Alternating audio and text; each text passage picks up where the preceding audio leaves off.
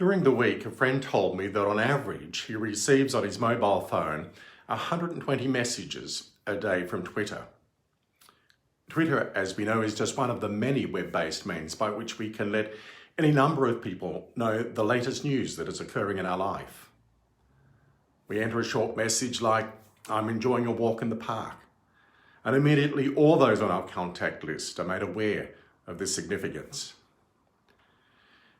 As someone who struggles to keep on top of any number of daily emails, the thought of receiving over 100 Twitter messages astounds me.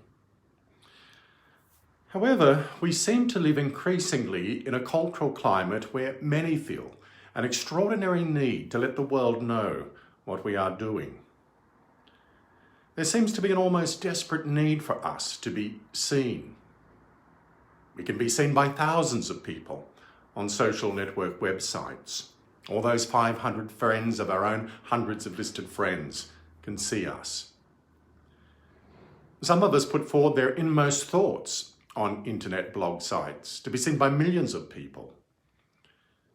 In the Sunday papers, we are titillated by the social pages where the fashionable are seen at the most sought after events. And who of us does not from time to time glance at those accounts on which celebrity has been seen where? The ideal of the celebrity seems to saturate the media throughout. Subsequently, there can be a part of us that wants to become a celebrity, someone seen by all. Reality shows are curious not only because of their own often banal content, but because of the desperation of so many to be on them, and thus to be seen by everyone. Even the TV show The Abbey, which some years ago focused on 4 women's experience of life in the Benedictine convent near Wollongong, attracted some 6,000 inquirers, whittled down to 700 interviews before the 4 were finally chosen. We live in a media-saturated age in which there seems to be such a desperate need to be seen by others. Are we that anonymous to one another that we have come to this? We want to be seen, but do we really want to be known? To be seen and to be known are not quite the same thing. It seems that to be seen has come to be more important than to be known. In fact, we find that a mark of our time is this critical tension, the need to be seen on the one hand, but the fear of being exposed on the other, the fear of being truly known in all our vulnerability. Thus, in the midst of this most delicate of tensions, we actually find ourselves in a very harsh tightrope, and one often enough with sad and tragic consequences. What do we really want? To be seen or to be known?